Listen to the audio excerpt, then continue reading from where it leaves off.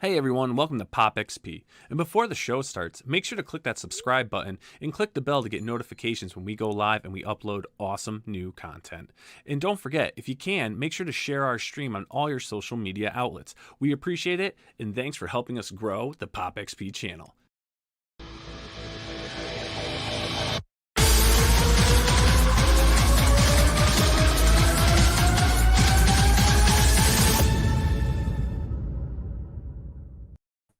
What is going on, everyone, and welcome. We've got an exciting episode of Crowdfunding Comics, and joining me tonight is our good friend of the Pop XP. We got Skylar in the house. Skylar, how are we doing, my friend? Doing great. It's been really busy con season, so I'm excited to finally return for a show. So it's been a hot minute. I know everyone's been so busy. You know, our good buddy Tucci is stressing out. He's packing, getting ready for San Diego Comic-Con, which is supposed to be a great one this year. But, you know, man, is it expensive. It is an expensive journey to go to San Diego. It is. I have been now 2 years in a row. It's a great experience to have. I tell everybody to go at least one time, but boy, is it expensive. It hurt my wallet for sure. But it's so worth it. It's so worth it. Next year, I'm definitely heading out there. We're saving up here in the studio to get out there, promote some Pop XP, hang out with some stars and creators. It should be a fun time. Hopefully, you'll be out there. Hopefully, our guest tonight will be out there next year. We'll be hanging out, grabbing drinks. You know, hanging out with my buddy Ryan Reynolds. You know? Yeah, I know, right? You know, someday he'll be my friend. It will happen. It will happen. But also, that's really exciting, Skylar, is you've got an awesome variant cover out right now. Yes, I'm so excited to share it. I've been waiting and I've had to be quiet. And so finally I get to share. I did a Powerpuff Girls cover.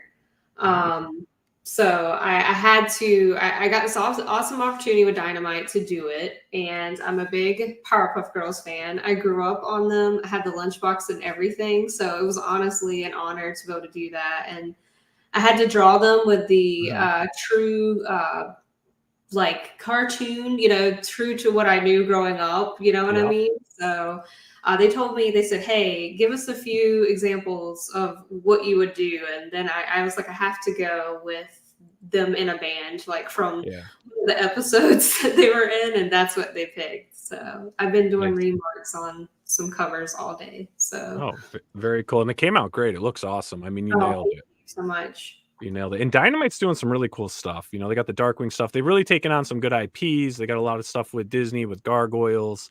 You know, we when the Gargoyles Kickstarter was going, you know, we had the creator on. I mean, it was unbelievable. And you know, it's like Boom Studios, right? They really locked in some amazing IPs. And actually, I'm excited. And I think after San Diego Comic-Con, we'll have Ross Ritchie back on hanging out, and we're going to talk about selling Boom. That'll be interesting. Yeah.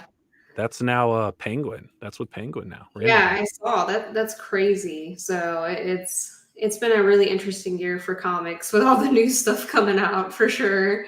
Oh yeah, I mean, comics have been crazy. The world has been crazy. If you're watching the news and everything going on, and you know, this is why tonight's episode's great, because we can escape, right? What's best about comics? What's best about board games and, you know, RPGs and just anything, right? A lot of things we enjoy in pop culture, we get to escape into worlds. In Skylar, we're going to escape into the world of Winds of Numa Sera, which was a fantastic graphic novel and is now an awesome board game. So everyone, let's bring in our guests tonight. Everyone, please welcome Morgan Rosenblum and Jonny Handler.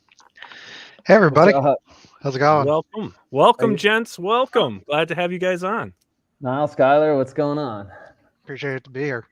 Man, we're ready to dive into the world you guys created with the, you know, and you know, this all started, you know, a few years ago when you guys, you know, did this initially launch as a Kickstarter campaign?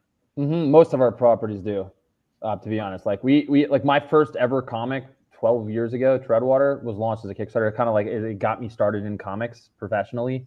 I mean, I did it obviously as an amateur.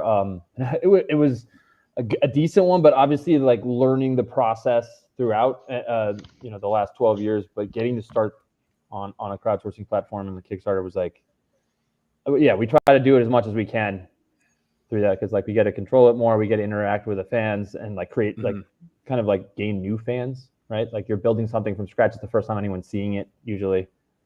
So it's a pretty cool experience. That's great. And, with what we're talking tonight, we're talking Winds of Numa Sera. I mean, this is the graphic novel, which you can purchase now. This is being published through Dark Horse. Mm-hmm. It got picked up by Dark Horse after our Kickstarter. Yeah. So, like the first this was always planned to be a trilogy, right? So, and book one's 224 pages. It's a big, thick book.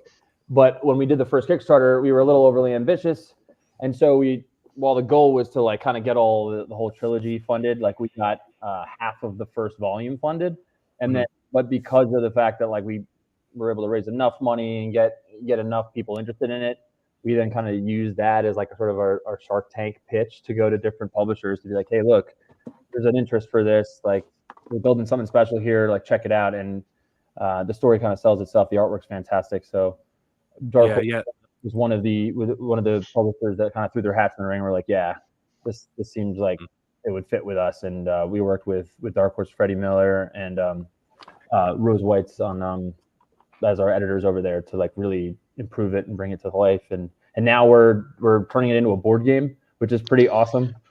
Very new for us, but you're holding the base game version, and then I have the deluxe game. I have one of the boxes, and Morgan has the other. There you go.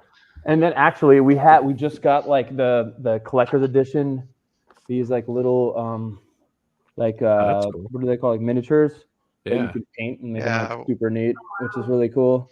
Oh, nice. Yeah. So these are all the Bannermen. sigils that we call them, the bannermen. You place them like just like if you were in like Game of Thrones or something, right? And you're like, I'm going to move my forces in from the south, and you place it on the card that you want to attack, and then it sort of serves as like your bannermen to declare what you're attacking. There's 4 of them in it.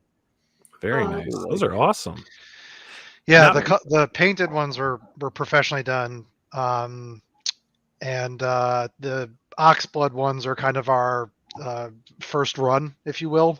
When we actually go to production, they'll actually be the colors of each of the regions.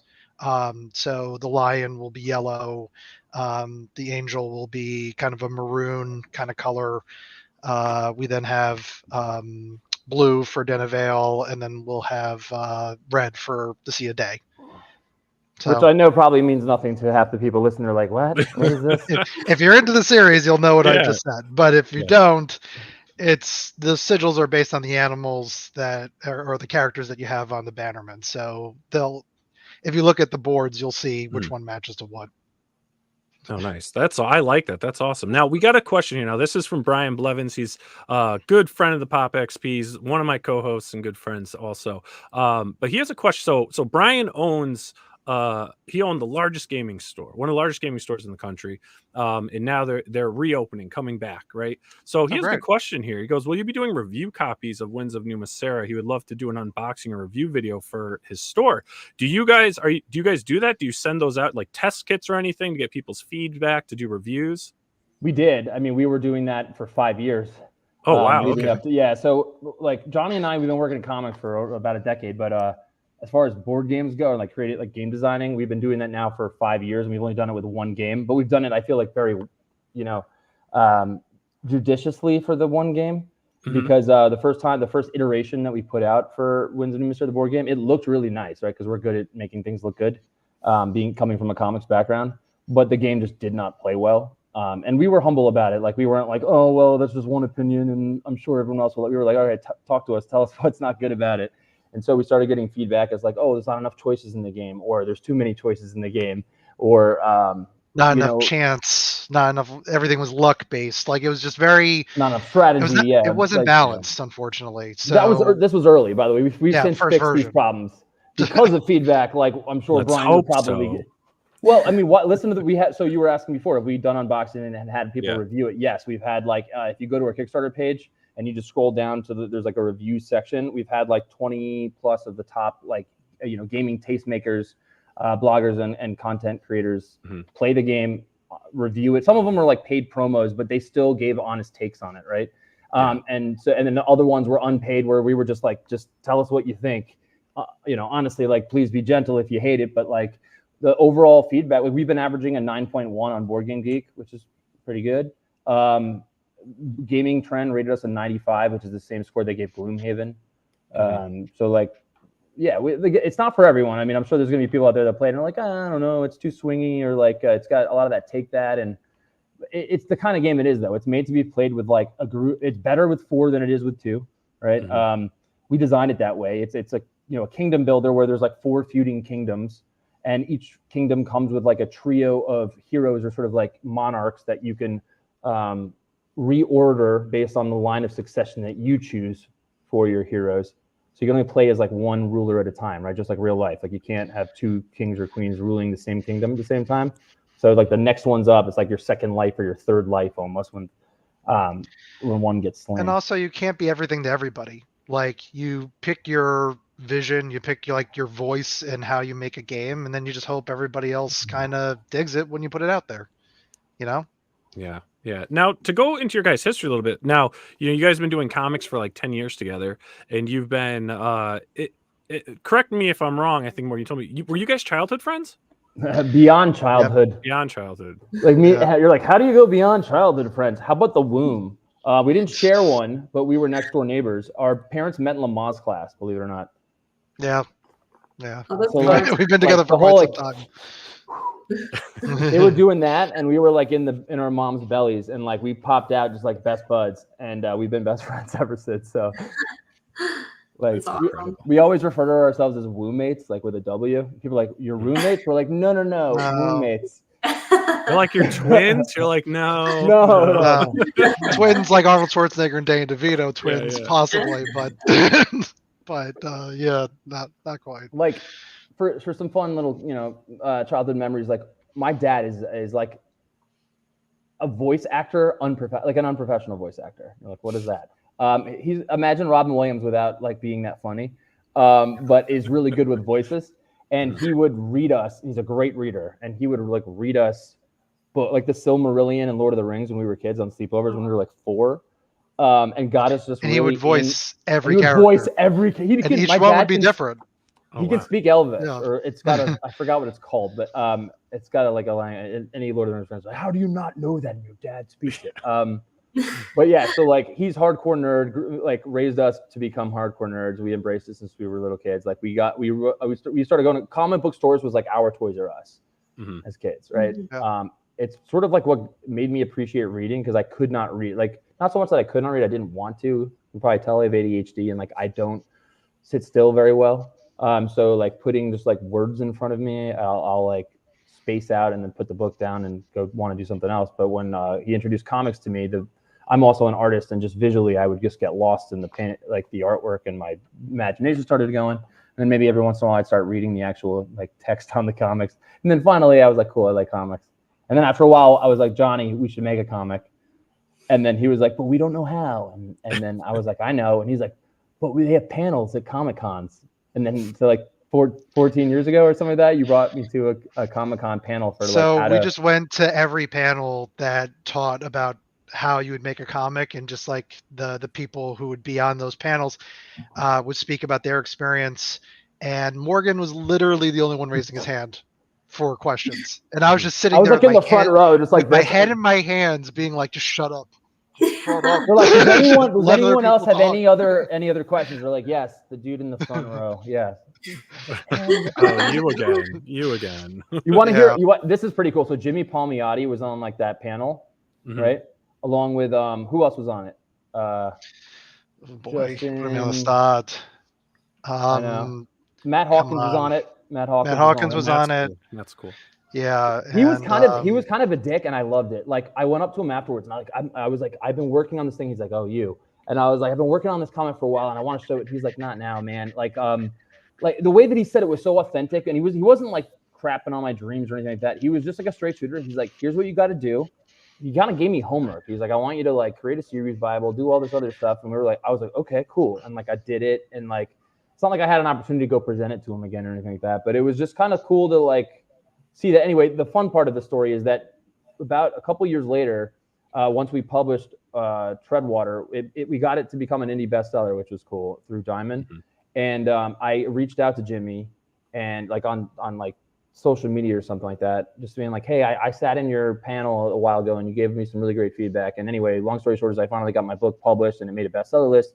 It's in comic book stores worldwide, and something that I never thought would be possible. I wanted to say thank you for this. And he was like, hey man, happy for you. That's great. And then I said, I also am hosting a panel now, similar, like one at Comic-Con, or I'm putting in to host a panel at Comic-Con for like being an indie publisher and crowdfunding and doing this all this stuff. And Jimmy, I know you kill it with your crowdfunded projects and stuff. And he was like, thanks. And I was like, anyway, would you speak with me on the same panel? Because I really feel it's a great message for other people out there that was just like me, who like hadn't made anything but had all these dreams and ideas, and just needed a little guidance and whatnot. And like I think it's a cool story to say I was in the audience 2 years ago just like you, and now I'm sitting up here with him, and you guys can be here 2 years later, kind of thing, or whatever it is. And he was like, yeah, I'm in.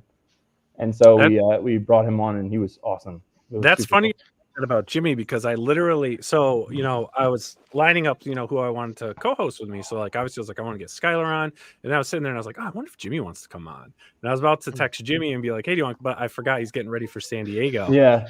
I was actually, he probably still would find time. He's he's awesome. He would, but I don't want to like put someone into that like stress of like, doing that. But I was like going to message Jimmy and be like, cause I do that when we have really cool, unique stuff on, I usually have Jimmy come on. Because he's got such a great take on stuff. I just love his feedback. I love his vision, and he's such a good guy.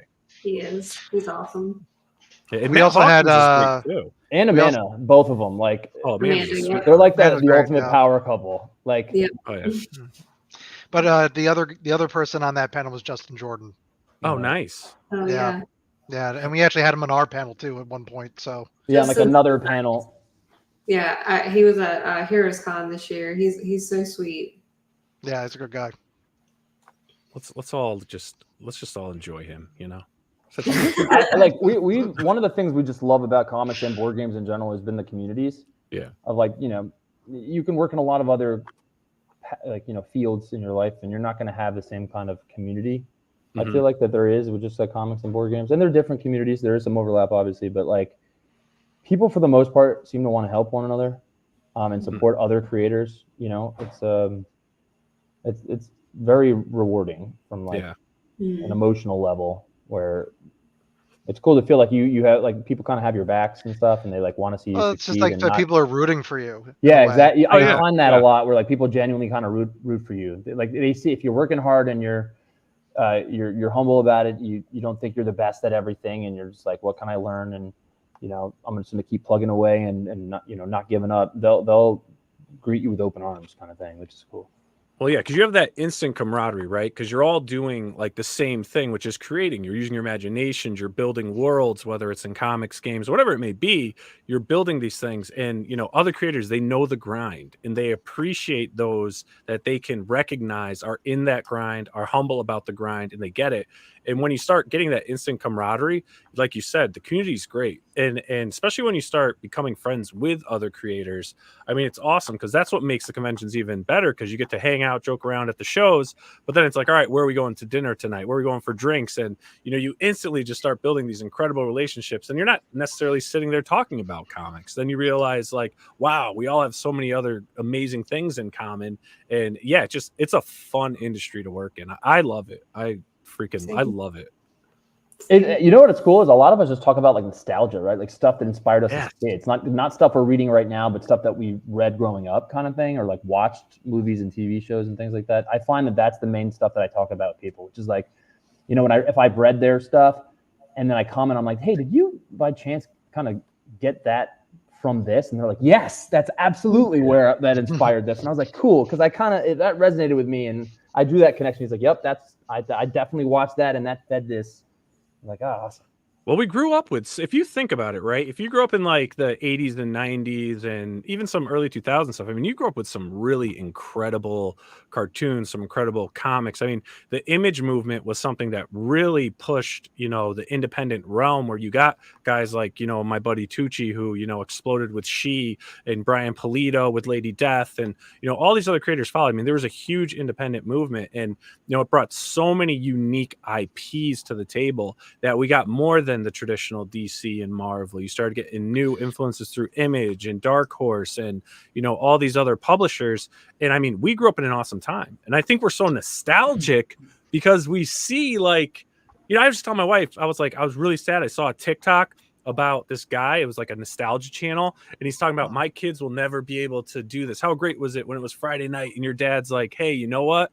We're done with dinner. Let's go to Blockbuster." And then you got the thrill of thinking, "What are we going to watch?" That is so true. Blockbuster. You know, like Jeez. I'm someone that loves movies and TV shows and like getting like I love to binge watch things, but I'm also very distracted now all the time, and I don't really go to that many movies anymore. It's just like I'm unprogrammed from doing that at this point.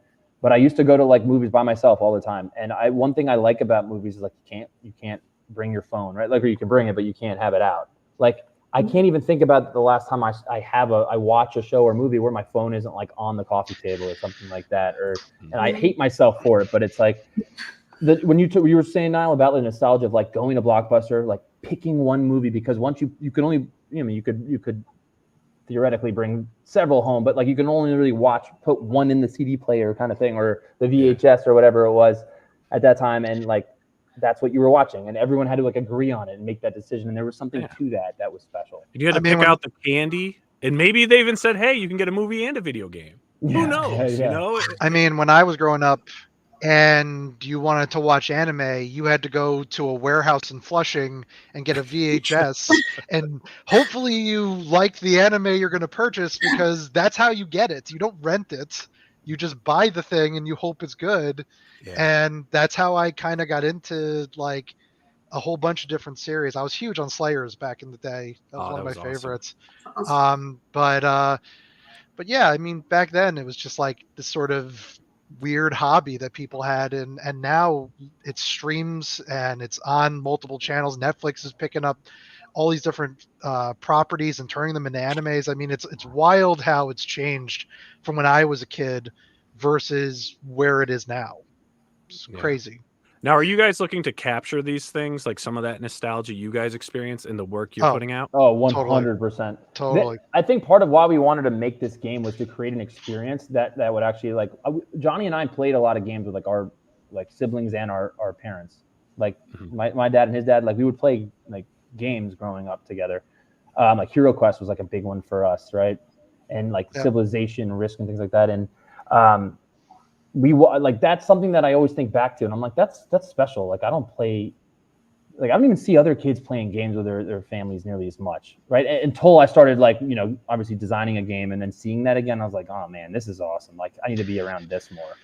And I mean, COVID really sort of brought the board gaming community back to life, and there's been so many more of these sort of independent publishers coming out and putting out games nowadays. And we had this property, we had all this artwork from the comic, and we figured why not translate that into a game.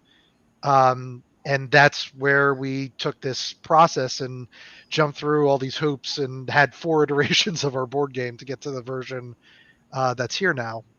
You say 4? I feel like it's more than that. We've had 4 different printed prototypes. 4 different printed boxes. Like versions, but in between that, like we iterated like the alpha version 10 times before we went to another print on the beta, and then 10 times before we went from the beta to whatever comes after beta, like so on and so forth. So yeah, we've been doing it for like 5 years. Like there's on our Kickstarter video, you'll literally see like the kind of time lapse of all the different conventions we went to, and like going back to the same conventions and seeing some of the same people playing it again like a year later and being like, oh, I remember this game, and they play it again. They're like, dude, whoa, like this is so much more fun than it was last time.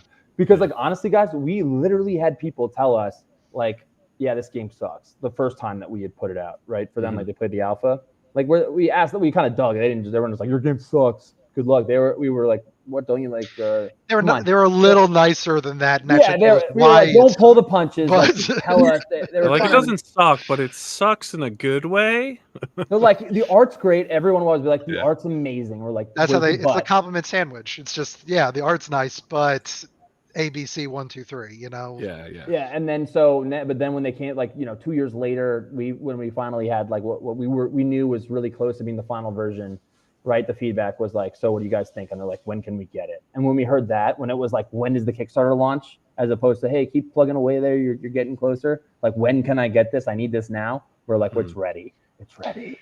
Also, for people to come back to an unpub for multiple days at a convention, to play the game over again. Oh yeah, that was cool. That means something to me. Like they actually were like they wanted to come back and play test our game again.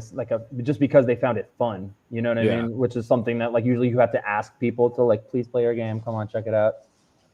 Have you guys ever done like PAX Unplugged or like Dragon Con and stuff like that? Mm-hmm. Okay, cool. I was just wondering. Yeah, PAX East, awesome. PAX Unplugged. We would do those because they're pretty close to where we are. Yeah. So Yeah, those are ones we normally would hit.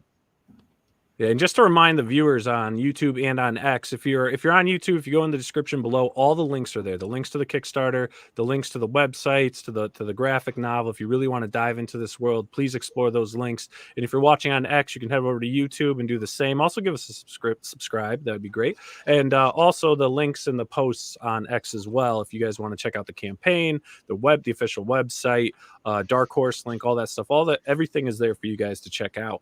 And so let's do this. Let's dive into it. Let's dive into the world of Winds of Numa Sera. What I want to do is you can kind of give us a brief kind of like, how did the graphic novel come to be? And then, how did we go from a graphic novel to the game? And then we'll go through your Kickstarter. For sure. Well, so like the graphic novel was, Johnny and I love fantasy. We love dark fantasy. So, anything from Lord of the Rings to Game of Thrones, which I recognize are very different entities. But as far as like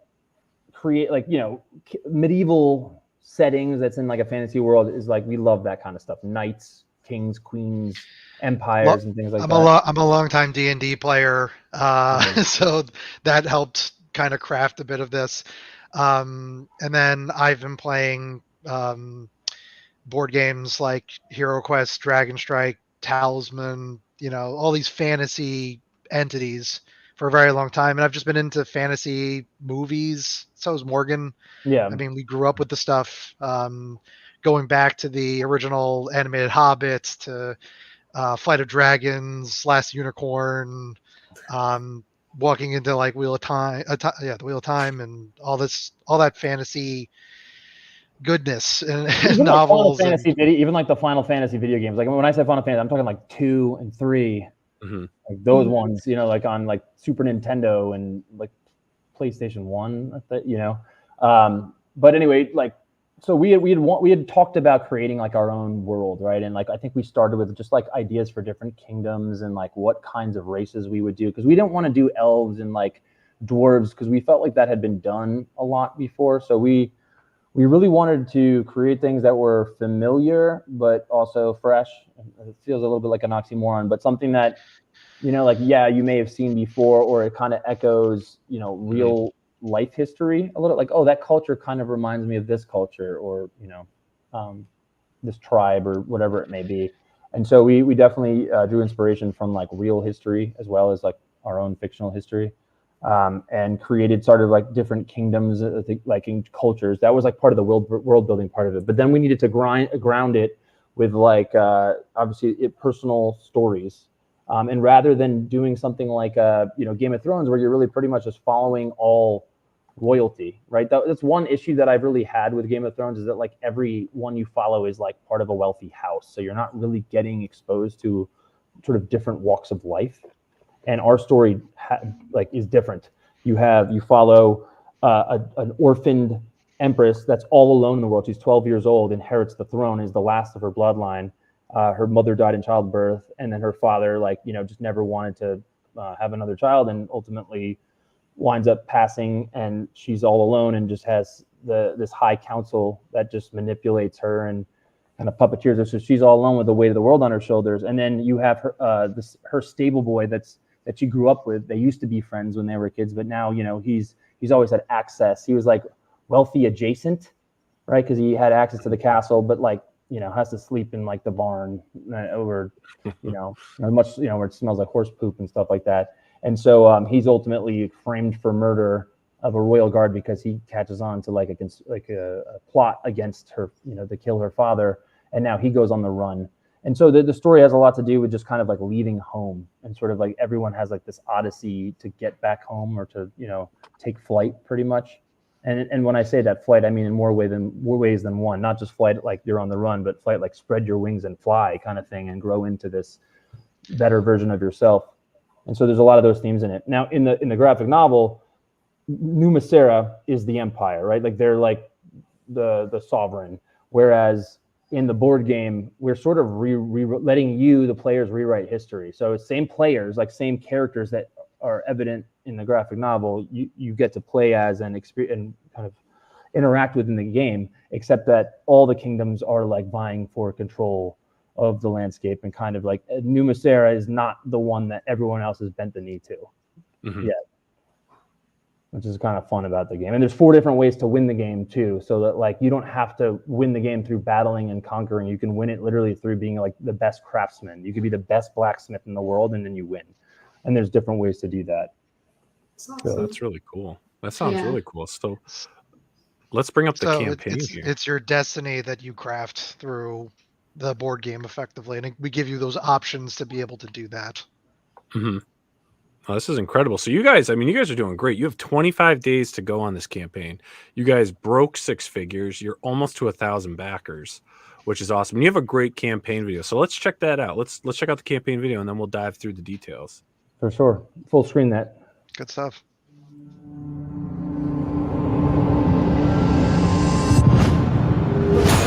Vast, beautiful, and dangerous. The world of Ethera is full of unique cultures and kingdoms, all vying for control of the landscape.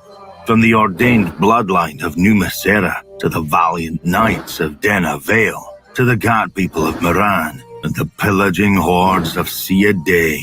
Each force will stop at nothing to advance its power.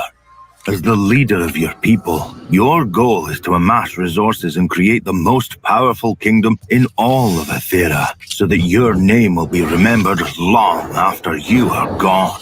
As this game is all about the choices you make, with every move, you carve more of your own path, and thus further define your legacy. Do you have what it takes to lead your people and grow your kingdom into an empire? What say you? Rain or hail? I'm Morgan. Hello. Hey, I'm Jonny. And we're the creators of Winds of Numa Sera, both the board game and the graphic novel, which the board game is based on. We knew our graphic novel had a story that could be adapted to make an immersive and thrilling game.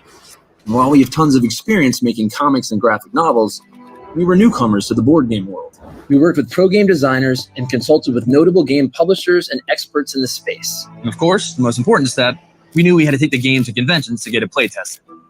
So if you're at PAX Unplugged, which for if you don't know is a gaming convention, that is my game. You may have seen it around this time last year, but we've been working on it a whole lot, and we're play testing it again. It's really awesome to see people playing the game. And what do you guys think? Do you like it?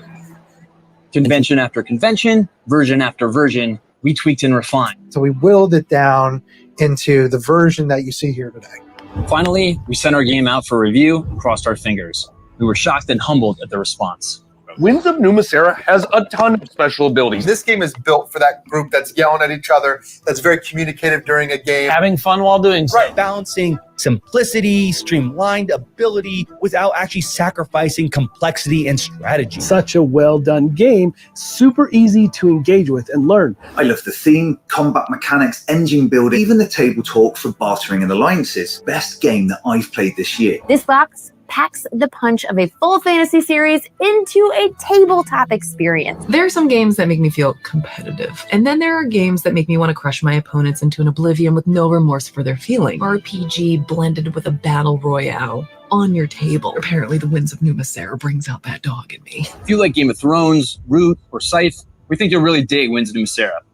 Jonny and I just really want to thank you guys for taking the time to watch this video. The biggest thing that people don't realize is that we're a really small company. It's just the 3 of us, Morgan, Jonny, and Owen. We are lifelong creative partners, 2 brothers, and a best friend. We grew up always wanting to build something together, and we've been lucky enough to chase our dreams as a team for the last 10 years. It's taken a lot of blood, sweat, and tears, and I mean that, to get to where we are right now. We couldn't have done this without you guys, so we hope you enjoy it, and we thank you for all your support. Yeah, I mean, he said he said it all, so yeah.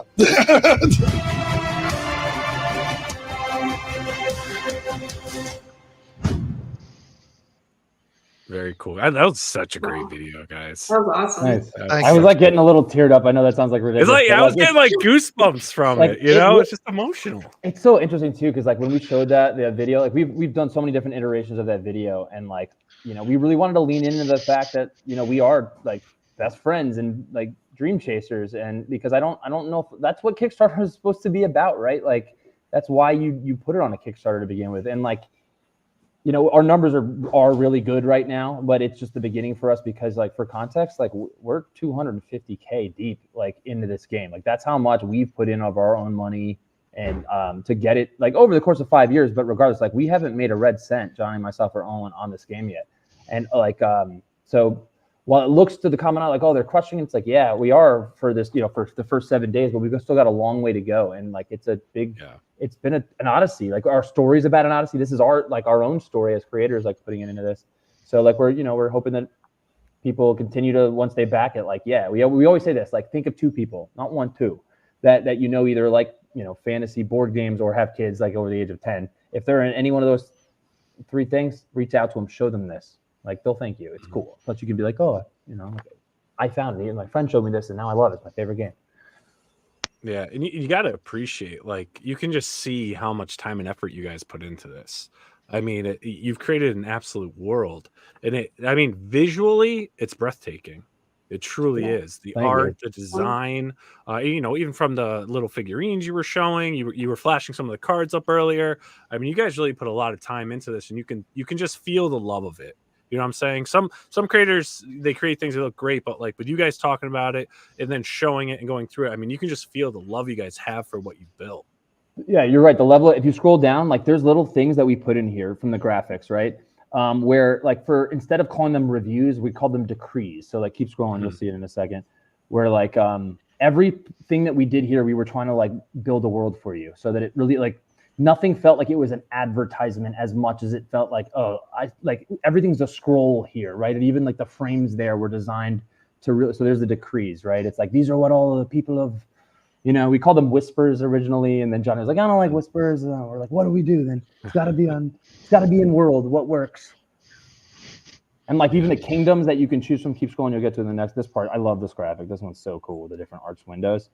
And then like it shows you like the banners. For instance, what are the original? Say it again. So go ahead, John. One of the things was this was the original poster that we created based on the artwork for all the cards. Like before we had And when we did that, we were like, well, just doing this is not enough. Like just doing this is just like, okay, great artwork, but what are we supposed to do with it besides selling it? Wait, Johnny, you're the worst with context. He's the worst with context. So you didn't explain it so that poster was meant to just be a limited edition poster for the graphic novel before we had a game. And I was trying to like convince Johnny to We already had all the character art, and then Morgan wanted to redo it. So I said, Morgan, this has to be more than just a poster. What can we do with this art? And so what happened from there is we had this idea for the board game. And from that moment on, all we've been doing is building up to this, is revisions, play testing, trying out new things, and getting to this version of the game. So that's just been our singular focus, and now it's here. And what's amazing about it is the response that we've been getting on Kickstarter. I'm flabbergasted by it, honestly. When I look at those numbers, I'm like, I never thought this would be where it is. So I'm very happy. Especially for like a first-time game creator. Like this is our first game. Yeah. We don't have any following. It's not like Winds of Numa Sera is a household name, or like, oh, like, from Dark Souls now comes the board game. Like we don't have that following. Right. So to be able to get these kind of numbers so far has been like, oh, okay, there really is a market for this. People are telling their friends. Like we spent months in the like leading up to this campaign where we were just trying to get the word out. Like we were running ads just to get people to go to our website and sign up for this, like the early notice kind of thing. Like getting, like we'll alert you ahead of time.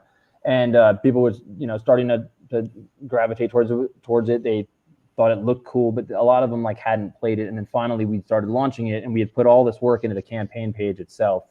Keep scrolling down, because like the way we even like show off the different kingdoms, I think is like pretty neat. Yeah, So 'cause the I know those are- Skylar's dying to know about the kingdoms. We got to know about the Cool. kingdoms. So- Who are they? Wait, no, actually stay there for a second. Stay on that Yeah, one. because So, you can like, see the sigils right here. so like these little maquettes or miniatures, right? You have the rooster, which is Denevale. Like this is their sigil. So we were trying to come up with ideas for like, what do we do for the sigils? Should we like just create the characters, like Lelia, for example? That's like the queen you're looking at right there. And then it was like, well, no, what is their sigil? It's like a crown and like angel wings over it. So we were like, wouldn't it be kind of cool if like in the story, the royal guards have like these masks that they wear in the comics. If you've read the comic, you'll be like, oh yeah, that's the royal guards. And then we were like, oh, well, we can give the colors or pink wings. You're like, why pink? Well, we needed to make every single color different for the royal guard's mask is actually Lelia's face. Well, it's the ruling anyone who emperor's face, right? So so it changes with every ruler. But for the ones you see there, that's Lelia's. So then you have like the lion one, which is like the green. It's kind of hard to see from the far away, but like is the the lion, and they all have like the ring color around there. And then you have See a Day is like the warrior tribe. They have 3 serpents all biting, like the 3 snakes all biting each other's neck on the right. So we were like, it'd be really cool if like we had a serpent as like the bannerman. And they all have different kind of crowns on too, which is kind of fun. So this one's like a sort of a bone crown. This one is like almost like a circlet around it. This one's like the gold spiked crown, right? And then this one is like almost like the kippah, right? Yeah. Type of crown. There's like some old Jerusalem in this. So that was like a lot of fun for us. And then each kingdom has like a specialty, something they're very good at. Numa Sera is really good at making money. They're similar to the Lannisters, like in that regard, but they're the ordained bloodline. They're best compared. They're to also like the largest landholders of all of the different kingdoms that are here. So there's that too. So they're like the Doesn't world hurt. power. What's that? Are they like They're the the world reigning power? The winning power? Yeah. Absolutely in the graphic novel. But like I said, in this story, it's like we almost rewound several years back where like in the story, you'll find out what happened. Moran lost the war. Denevale bent the knee, and See a Day is like rebelling pretty much. So like in the game, like Numa Sera hasn't like conquered over anyone. You're getting the chance. You could be Moran and win the war. You can rewrite history. I like the Moran because it reminds me. I'm a big Elder Scrolls fan, so it reminds me of the Khajiit. Yep. I play a lot of. I still play Oblivion. So they're actually not inspired by the Khajiit, even though I like Elder Scrolls. They're Thundercats inspired. Oh wow! Nice. So like Zorma's Panthro. Morgan's the big Moran, Elder Scrolls guy. Thundercats. Oh! She's got a Larry Kenny cameo. There's some God of War vibes there. We get knocked on sometimes for Sorcerer looking like Kratos, but I don't run from that. I'm like, no, he absolutely was like cool. Different personalities, but absolutely this tribe is meant to be like the war race. Although in the story, Sorcerer actually is the one that's like sort of the biggest pacifist in it. Like he doesn't want to fight and he wants to change his people's ways. So it's very different character wise. Oh, and the other cool thing too, and then Denevale, they're like the Northerners. Hardworking, gritty, really good at like conquering things and defending once they conquer, which is cool. So like I said, they all have like a specialty. There's 4 different ways to win, and each one of them specializes in one of them. However, you can still win in any of the 4 paths. So just like what you'll probably see happen during the game is that everyone knows you're good at the one thing, so they're going to try to block you from doing the thing you're good at. Meanwhile, you're able to sort of sneak around and do some of the other things you're not expected to do to win in the background. And that's kind of one of the fun, because it's a race. You're pretty much in a race to define your legacy. And like keep scrolling. I think it's the next thing that shows. So there's like a full how to play video. Then it kind of shows you the turnover view below that in like cool little GIFs just to like, it's like that. Cool. It's a really, it may seem somewhat complicated. It's not. It's a very easy to learn game. You can learn in like 5 to 10 minutes. After my brother-in-law would love this. And we try to design it so that it felt very realistic. Everything we did in this game is thematic in the sense that like, what if you were actually a monarch ruling a kingdom, what could you do? What could you not do? So like as far as trading goes in the game, you can barter and backstab, right? You can make deals with your opponent at first that may turn into like an ally, where it's like, oh, look, hey, if you give me 2 coins right now so I can buy this weapon, then I will use it to fight this guy, and I won't come and attack you until you're on your last hero, right? Or unless it's and that's a handshake right there. And There's nothing that actually says there's no do it, but you can break your oath. You can break your oath and your promise, but then everyone else on the table knows. So it's like that's kind of part of the game, because like just like a real ruler might do that, and they make a deal with one kingdom and then backstab them. It adds to the fun of this game. That's cool. Now that the coins there, you can kind of basically buy each other out. Yeah, you can offer it to them, but everyone can make money, and sometimes coins like aren't as like important to some people as others, right? They're like, I don't need the money because I can get armor and items and battle cards through other ways than buying it. Whereas like, because they're good at, they can steal it or take it. Whereas like you have to build to gain coins. So like every kingdom has a different way of sort of generating income, which is cool too.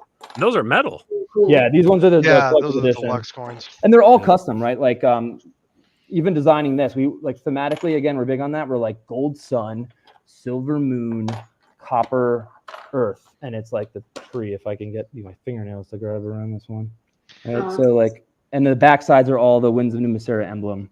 Oh, nice. Which Johnny's wife, technically speaking, Johnny's wife came up with the logo. When we were going around trying to figure out like what the logo should be, and it's these cool swirling winds, right? We had like two, like one this Celtic knot looking thing that was just the circles, and then the other ones were just like wind patterns. And then Jen's like, why don't you just put them on top of each other? And we were like, that's stupid. And then we looked at it and we're like, oh, what? That's it. Mind blown. Yeah. Yeah, she just saw the forest through the trees on that one. But yeah, I mean, even with the coins, we were trying to figure out like, okay, if we're gonna do this, what would they actually look like in the world of Winds of Numa Sera? Yeah, like, we wanted to feel like that would be the coins you would actually use in that real world. Like that was big for us. Also, this is kind of cool. Now, while you may not, can you see the skulls? Oh yeah. These all, so no two dice, whatever, are the same. Like these are all like some of them have 3, some of them have 2, some of them may have 1. Like the patterns of the skulls and the actual blood-soaked water, right? It's almost like you threw a bunch of dead bodies into like or skulls into a lake and rinsed them. That's cool. So each game's unique. Each dice is unique. Yes, there's no two are exactly the same. I mean, there's the same components, but they're not like they're not identical. Like the way they land, way they land in the water is all different. So like in some places, like it's pretty neat. And like the battle die is pretty cool too because it's a D6, but it's not like 1 through 6. It's -3, -2, -1, +1, +2, +3. There's no zeros, and you have to roll this as part of your battle. So there's a 50-50 chance that you could luck plays in your favor or it plays it or goes not in your favor. And there's ways though that you can actually manipulate your luck through skill by like equipping certain items or using certain battle cards that will say like treat all numbers on the battle die as positive, right? So now it's like cool. The lowest you can get to 1 and the highest you can get to 3, which makes the game really fun. So for those first playing it, they're like, oh, there's a lot of luck involved, and it's like, yeah, it looks that way at first, but as you start to understand the game, you'll be able to manipulate the luck through skill and strategy to kind of come out on top. And so like what you're looking at now, the level the hell up, I love this graphic. This shows you sort of like what your kingdom mat looks like, which is that orange sort of it's the trifold mat. So they all like expand out, right? When they arrive in the box, it's like this, and then they like fold out, and they're dry. So they start like this, and then they fold out into these lay flats. And we're big video gamers, so like you'll notice this side over here feels very like skill tree, tech tree like, and that's on purpose. Your turn overview is literally written right on the center of your board. So if you ever forget like what you're supposed to do on your turn, you literally just go through that checklist, like doop, doop, doop. Oh yeah. And then if you notice on the top and towards the right of the board, you see all the win conditions laid out for you to show off as you build out those conditions to win. So as you pretty much like for someone. Go ahead, Mark. Okay, I'll take it. It's our way of like, hey, this is how well I'm doing, and then also I can look to the right and be like, okay, I understand how well you're doing, and I can basically balance how I'm playing based on other people playing. So you know, obviously if I'm winning, I don't really care as much. But if Skylar, you were winning the game and I was looking over at your board and I could tell that's the case, I would be like, all right, guys, we got to figure out what we're going to do here because she's like a turn away from winning here. And the way that you can see that for context is like, if we know the boards actually show you and say this, that like if you get 5 gray cards right at the top, that top shelf, if you get 5 and everyone has the same, it's the same number for everyone. So if I look at that board and I'm like, oh, this person has 3, I know they're 2 away. Whereas you need 3 heroes, which is the middle one with like the hero at the top. And then you need 4 green cards. So just based on the number of cards they have, you can tell like how close they are to winning. So as like you go around, you're sort of leveling up by like collecting cards and attributing them to your kingdom, which is what your mat is. And then on the left is like your items. That's what's equipped to you. Below you, you have like your mavens, which is your inner circle. That's like your council of people that you meet in the world that you can invite. You can either, when you first find them through exploration, right? They're like, it's like coming across a really valuable, cool person that's like, I've heard stories of your campaign. I'd like to pledge myself to you. Please take me into your circle. I'd be a most worthy advisor. And then you can either be like, no, I'm going to take your money though, and then banish you. Or you can be like, yeah, I'll let you come into my crew, and then you gain their special ability. So you always have choices when you find people and things. And some things are like reveal and resolve, which means like it's got an eye on the bottom, so you'd have to like flip it over, and it's an event that like affects you, and you have to show that to people. Whereas other things you find, and it's your little secret, which goes into your hand.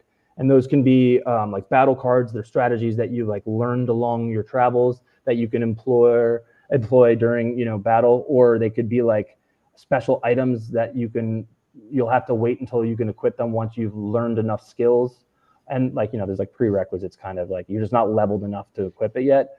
And then there's the pools of essence cards, which are my favorite. There's only a few in the game, and they are these mystical, legendary, sort of like fountains of youth, but they all, instead of them all just like giving you eternal life, every pool has a different power, and they're all guarded by an essential, which is like this creature that is the like safeguards the pool. And according to the lore in our world, pools of essence were safeguarded by essentials, the protectors of the pools, whose sole purpose was to determine if the finder was worthy to drink from it and gain the powers. So like the pool, when you draw it, is a secret, and it comes with like a test or a task that you have to fulfill, and you keep it in secret until you're ready to fulfill the task. And once you fulfill the task, you gain the special power from the pool. And you're like, you super level up, and you've just like gotten the ability to leech, which means like anytime you hurt someone, you heal, which is neat. Or you get like an invulnerability ability. So yeah, it's yeah, they can be very useful, but you do give up a decent amount. Yeah, they all come with like a cost. So like, for example, one of them says sacrifice the next in line, which means you have to kill one of your own players like next up in order to gain the power. So it's like, it's a risk, like it's a calculated risk you're going to take, but it's very true to the story. And even if you've never read the graphic novel, like you don't have to in order to enjoy this game. But if you have read it, I feel like anyone that's read it and played is like, holy crap, guys, well done on like getting the characters that you play as to feel like the ones that you... Well, just the synergies between the two. If you read the graphic novel and you play the game, you actually, I think you feel the game a lot more after reading the material. That's, So like I think that can be said about anything, really. Yeah, go on, Scott. Yeah. No, I was gonna say, as a person, I used to play Dungeons and Dragons a lot, but then life happened and couldn't play as many board games. But like hearing you guys talk about this, because I still play Fable and I play obviously Elder Scrolls and Diablo 4. It's got like all of the combined elements of what I love, and I'm like, I definitely gotta pick up this board game and get people to come over. Diablo 4 is like one of my favorite games solely because I love loot. My favorite thing. Yeah, right? yeah. Just like getting cool, different, like just cool items. Let me make sure these are all upright. Like one of the things that we wanted to do was just make like some of the coolest looking like items that you could find. And so like we spent so much time creating like original cool looking items that all have unique powers. Like this one, look at this one. This looks like Darth Vader's helmet if it was medieval. Yeah. That's awesome. Like, and that was the design. That was the design brief. I was like, I want to make a Darth Vader helmet if it was in medieval times. Right, like the Cuirass of Thorns, which if like you wear it, it hurts the other person if they wind up hurting you at the end of battle. Like there's 5 item slots in the game, right? You have like a headpiece, a chest piece, and each one of these items have upgrade abilities. Oh yeah, this is cool. Yeah. So you see where it says So there's an upgraded? upgrade ability as well. So if you spend the time to get into skills and you start actually building up your forge training, which is what would give you upgraded abilities, each one of these items actually have another ability that you can unlock. By the way, this one's cool. This is Dead Man's Crossbow. If you get killed while wearing this, you deliver like a final death shot to your opponent, where they're like, oh, and they take indefensible damage if they kill you. So there's like some really fun items that you get to use and play with. And then so these are all like purchasable from the world market, because you can like earn money and just spend it in the game, which is a whole lot of fun. Or just like Diablo, you can actually like go and find items in the world, but they in the deluxe edition. I don't know if I can find them right now, but they'll do these like shimmer. So we have spot foil, where we only put it over what would be metallic or reflective in real life. So like literally only like the buckles, like that's finest little details, right? Yeah, that's cool. That's awesome. Yeah. So our attention to detail on this game was insane, like neurotic almost, but I think it pays dividends and really makes the game feel special. And we also didn't foil all the cards. We only foiled special cards so that it, you feel like some are special. Put a lot of love into this for sure. I really appreciate the amount of detail. That's really awesome. Thanks. Yeah, and I like that you guys have other videos in the campaign. Like right here, you got a full playthrough people could watch. So they can really kind of get a sense of what this is about. Yeah, there's so much content in here, and the base game. I mean, it's only $59. I mean, that's a great price to start to get in this world. Now, I'm curious though. With what you guys have built, is this game built so that you can release expansions down the road? Glad you asked. So we had already built these part of the expansions, like we have like a mini expansion that we're offering as like an exclusive add-on for Kickstarter. But there's 2 other kingdoms that we were initially going to include in this game, but our worry was, A, it was going to increase the price of the game, and being that our game was new, to like it didn't have, it wasn't established. We had consulted with some other pro gamers, and they're like, don't put too much in the early game, like you're going to shoot yourself in the foot where you might make a game too expensive where people are just unwilling to try it, because it's like, if the base game was like $100 because but we had like 6 kingdoms and things like that. So we decided we're going to hold on to the other 2, release them in an expansion. And then we've also been working on like a big bad. So for example, right now the game is 2 to 4 players and it's PvP, right? It's not a player versus player. It's not, cooperative. You can form alliances, but it's not like you're all in a campaign together trying to take down like some sort of villain or monster. However, they're in the story.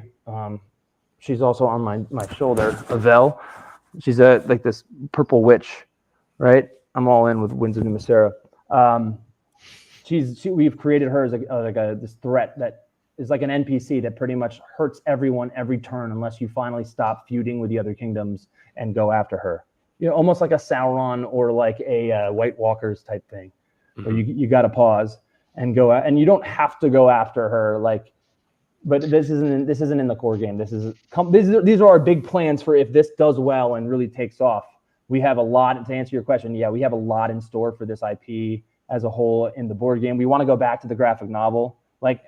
I'll always go on Reddit and things like that, and I'll see little articles that'll pop up every once in a while, and they're like, yeah, I saw something that's like the creator only cares about like IP farming and like just wanting to make money, and I'm like, dude, you guys are so far from the truth on that. Like, I've made nothing on this series so far, but I love it and I believe in it, and the only reason that we haven't stayed with the graphic novel the way through right now is because we need to try to find a way to earn some more money off of it, because the comics unfortunately aren't paying us back. It costs $80,000 for us to make a graphic novel. We have to split half that. Anything we make, we have to split half of that pretty much with Dark Horse. So and we're covering all because it's a creator-owned series, so we own the IP. Yeah. Yeah.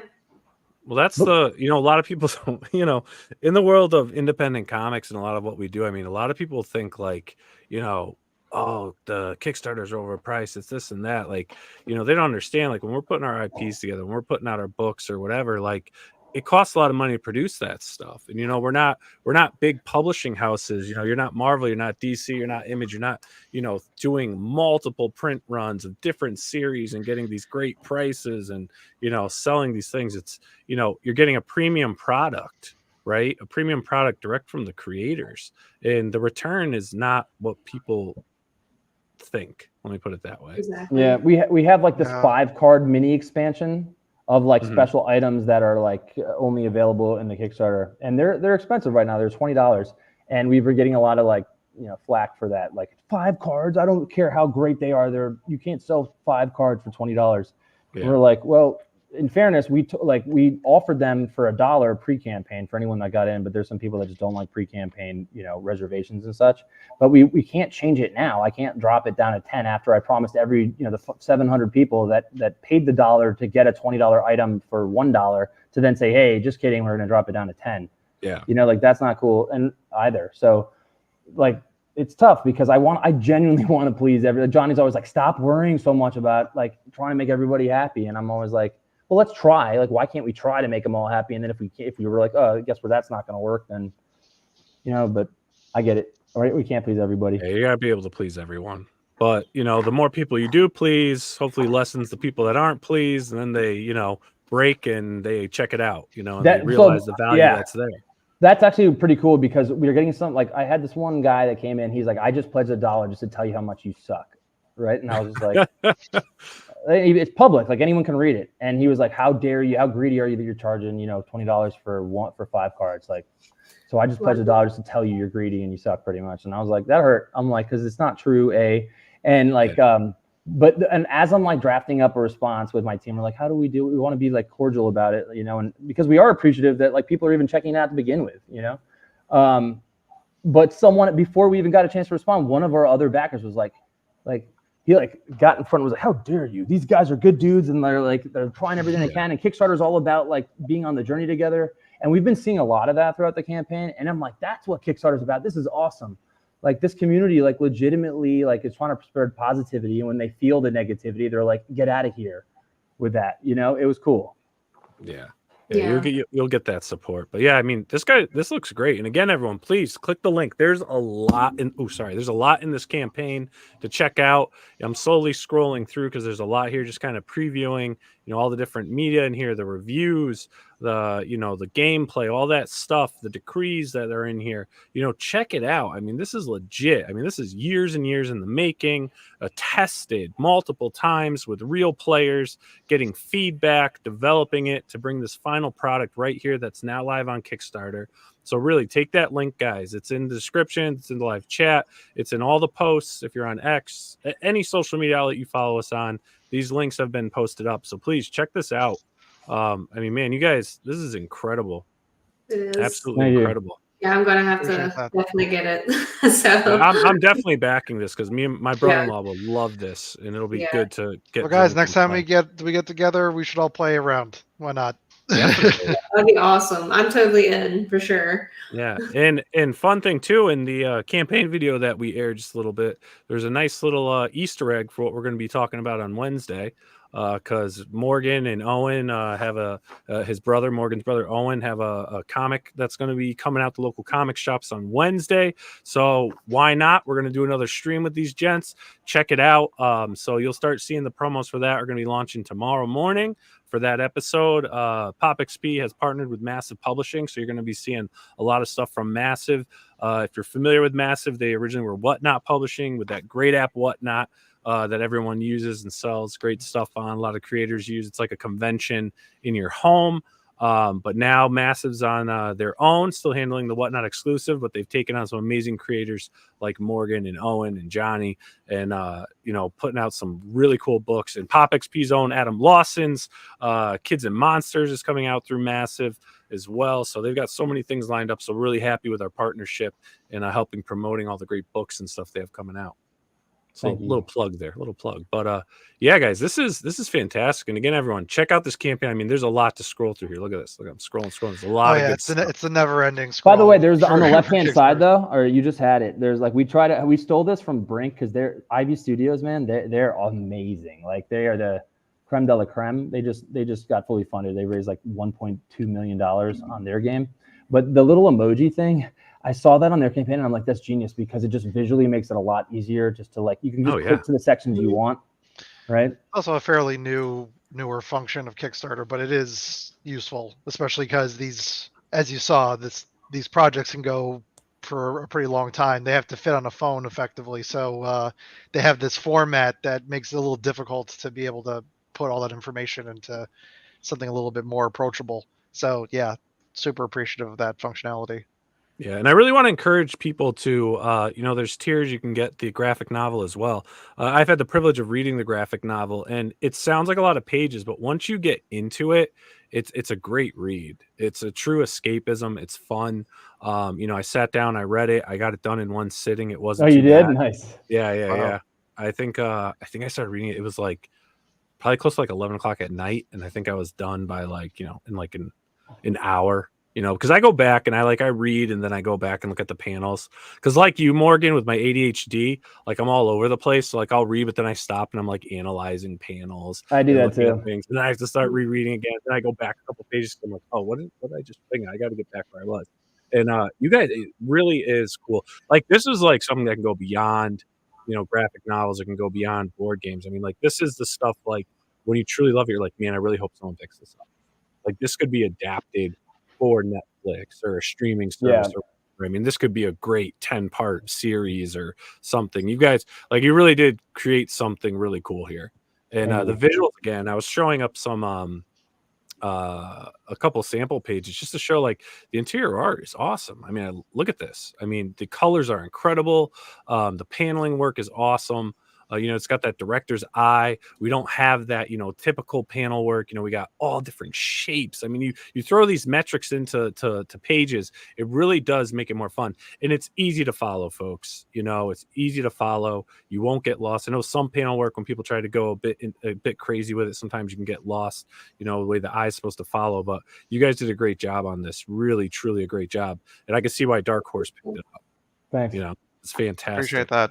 Thank you. So, Johnny and Morgan, I want to thank you guys again for coming on. Skylar, thanks for hanging out with us as we chat about this game. And again, I encourage everyone, all the links are below. So check it out. You can go to the Kickstarter campaign, give it a back. Let us know your thoughts. Let us know your thoughts if you're watching this recorded on what you think of the game, if it's something you're going to back or not. And if you do back it, I hope we hear from you in the future on how much you guys enjoyed the game. I know myself, I will be backing this campaign before it ends. Because like I said, I just want to get drunk with my two brother-in-laws and see what happens, see which kingdom rules the world there. But we got a nice little comment here. Let me pop that up.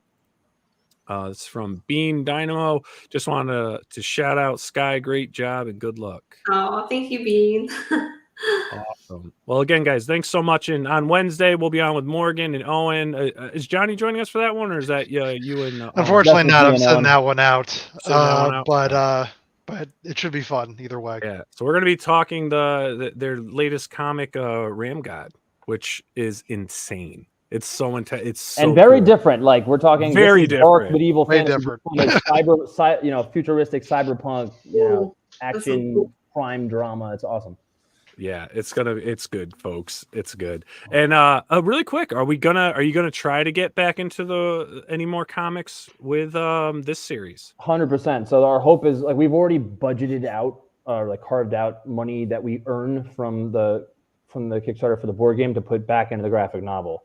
So cool. Our hope, that's actually part of why we included the graphic novel as part of the collector's edition, so that almost we could force sales of the graphic novel, right? So we found a way to okay, well, what is it going to cost us to manufacture stuff? Because we have to buy the books from Dark Horse. So now we're we buy them at a slight discount, but then we can pretty much include them in the graphic novel and then get them into the hands of people that are now going to get familiar with the IP through the board game that may not even have wanted the graphic novel, but then hopefully they pick it up and read it. And they're like, oh, this is cool. This is really dope. And then they become just fans of the series also. Meanwhile, it's now selling more of the graphic novel so that we can then continue the book. Because as much as I love board games, but I'm a writer first, right? And the board game, while it has story elements to it, there's no real arc and character growth through that. Whereas the graphic novel has that, right? We have this whole trilogy planned, fully mapped out scene by scene all the way through the next 400 plus pages. That would take that all has these amazing payoffs on some of the Easter eggs and seeds that we planted very, very early on. And I want nothing more than to see this trilogy through before, in the next 10 years, but definitely before I die. It has to come out. Yeah. Johnny, you hear that? If I die before you and it's not out, you have to finish it. You have to finish Well, it. we have an outline, so at least I have that to go from.